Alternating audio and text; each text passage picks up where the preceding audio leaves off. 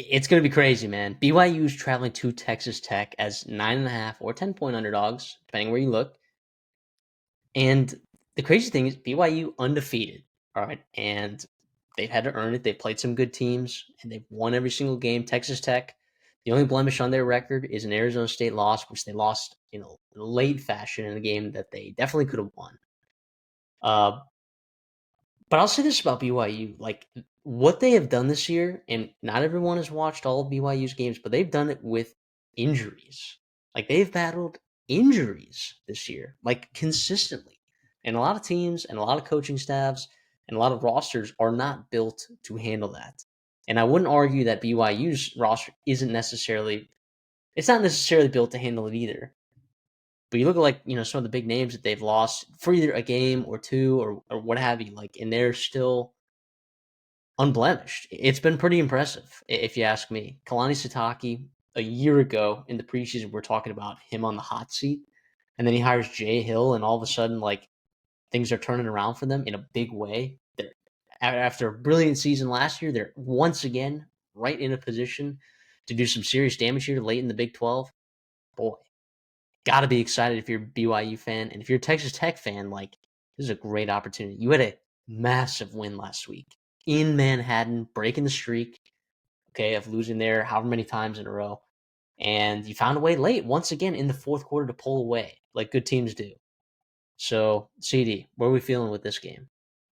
Yeah, I mean, I think we game day, right? ABC, like it's a big deal for the TV networks and some of the stuff like off the field for Texas Tech and the Big 12 especially to get. So this is a massive spotlight. Love to see them getting the recognition they both deserve. And also too for BYU, like they also lost their starting quarterback in the offseason. Just like that. Like some things happened, whatever, right? So like not gonna comment on that necessarily, but like Barry Bachmeier's been awesome.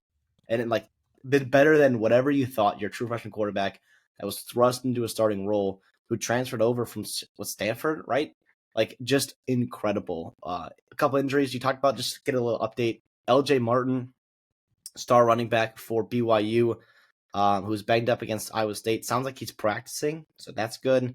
Same with linebacker Jack Kelly, one of the better players on the BYU defense, if not their best. Had left the Iowa State game as well. They're both practicing, so that's awesome. LJ Martin too. This is a little bit more personal for him. He's an El Paso kid, so West Texas. We love that. He also was a Texas Tech commit at some point too. So he was a Texas Tech commit out of high school, flipped to Stanford, ended up at BYU as a true signing day flip, right? A February flip, which was awesome. Missed those days. But yeah, if you're BYU, you have to avoid cold stretches. I mean, how many times have we seen them play this year and they've had just like bad stretches where it's against Iowa State, you go down. Against Arizona, you gave up a ton of points, let them come back. Colorado, you fell down early. ECU in the first half. Like, how many times are we going to see them like have these cold stretches? You cannot afford to do that. This is a really good Texas Tech team. We were talking about them last week against Kansas State in a potential spot where they could get got. And by the way, that game was close for a while. It got ugly towards the end after a couple turnovers. Some things happened. But like this Texas Tech team is dangerous. They are very good in the front seven defensively. They got talent in the back end and the secondary, some guys that fly around football. And they also have talent, obviously, on the offense side of the ball. A couple of really good tackles. Obviously, when Baron Morton is getting healthy, when he is healthy, he's a good football player, distributing the ball to a very talented wide receiver core. You got two running backs. It seems like every week it's a new one that's coming out. It's either Williams or Dickey that's just like having a great week. And so kind of pick your poison there, ride the hot hand. And of course, the tight ends too. Carter is fantastic for Texas Tech. I'm on Texas Tech here. I think they show up. I think they establish a run early. I think they show up and defensively. They shut down BYU, make it really hard to come in. BYU is going to walk into a tough environment. Now, they've played in tough environments before. It's their second time on game day, right? Or not necessarily game day. Is that Civil War a couple weeks ago at Utah. So The they're Holy used War. to this. Excuse me, the Holy War. Civil War, different old Pac-12 rivalry. I'm sorry about that. Holy War with BYU Utah. This one obviously is a big time game as well. Give me Texas Tech picking at -9.5. Yeah, one thing I've noticed with like this Texas Tech team too, it's like a lot of like big spreads like this And when we pick it, like you're like, oh, like is the backdoor cover in play? Like with Texas Tech, like it's not in play. Like they step on your throats. Like they Yeah. make your fourth quarters miserable. They have dudes. They just have better athletes than they've had in the past. They just do, including like the Caleb Douglas. Like that is a guy that I thought was going to be the alpha. All right, and he has been these last 2 weeks. Like you're starting to see like, oh, oh right, like okay, we saw Coy Eakin, right, and Reggie Virgil like do their things, and these running backs like, oh wait, Caleb Douglas. Oh yeah, I think we forgot that he might be one of the more talented wide receivers in the Big 12. Obviously not the most talented, but one of the most. And people just, I think people forgot. We've seen it the last 2 weeks. I think we might see it again here. It's going to be an uphill.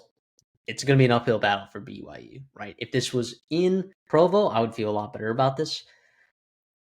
I might be laying Tech -9.5 here, right? I don't feel particularly great about that. Obviously, will not be on the best bets, but I mean, you look at this BYU team, and like you said, the cold stretches, like they can't happen, right? Even though Bear Bachmeyer has been tested and he's absolutely answered the call like every single time, like this, I don't want to say it's different because obviously you had to play Utah, but you got Utah at home. Like going to Lubbock against this Texas Tech team is different than anything that you have played against this year. It is wildly different. It's tougher than obviously that West Virginia team that you played in early October. Arizona, going to Arizona, that's a better Arizona team than people think. But obviously, you answered the call in overtime there. I mean, it's going to be interesting. And like you said, LJ Martin, if he's not fully healthy, right? What about Moa? Like, if LJ Martin isn't playing, like, do we feel good about that running back depth? And I think we're going to need that running back depth to show up. Like, you're going to have to help Bear Bachmeyer in situations. Like, he can't do everything. This has been a phenomenal rushing attack all season long, thanks to that offensive line and LJ Martin. So hopefully Martin's healthy. Hopefully he is. I think these are two phenomenal coaching staffs going head to head in what has to be one of the premier games that you should have on your TVs this week. Because Big 12 implications, like, I mean, think about what's happened in the last week. Cincinnati, right? They lost to Utah. It's wide open now, right? BYU 5-0. If Texas Tech wins, then they hold the sole tiebreaker in the Big 12. And then it's a dogfight for that second spot. Then it's a dogfight. I want to ask you this, dude. Like, what if this game gets into the 30s, right? So right now the over under is what? It's around 52. So it's supposed to be a game in the 20s, right? If this game gets in the 30s, it's a close game in that second half there. Like, which team is more comfortable playing that kind of style of football? I think, like, the reason why I ask this is because, like, on the surface, it's like, oh, yeah, Texas Tech, run and gun, air raid pistol, all that stuff. They like to run the score up. BYU, more ground and pound, kind of muck up the game, slow down the pace. To be honest, I look at, like, these two teams this year, watching them. Like, Texas Tech, to me, I think wants to play. No, they will jump on you offensively. No doubt. That's not what I'm saying at all. But their defense, I think, allows them to play a kind of game where they can just run the football, take care of the ball, and play like that. Where BYU, I think, has been pretty explosive in certain spots. They jump on you, they win turnovers, and they kind of flip scripts pretty quickly. I think they're fine playing in a game in the 30s. What about you? I do too. Also, I think if this game is in the 30s, then that means that BYU is gashing him on the ground. Most likely. It means that they are gashing him on the ground in a big way, in a big explosive way, which would make me really nervous. Like, right, what would you take? Right? The team that consistently puts up 30 points, right, and they just do it again, right? Or like what about this team that like sure they've had games where they put up 30 points, but sorry, let me reframe this. Texas Tech, the team that scored 30 plus points with a kind of a balanced attack, right? Or the team that scored 30 plus points just gashing you on the ground, Yeah. right? In the fourth quarter and overtime, like you might lean towards that team that's averaging 6.5 yards a carry, which isn't to say that Texas Tech can't do the same thing. Obviously, Dickey and Williams like are so explosive. It's crazy. I mean, just watching like that, dude,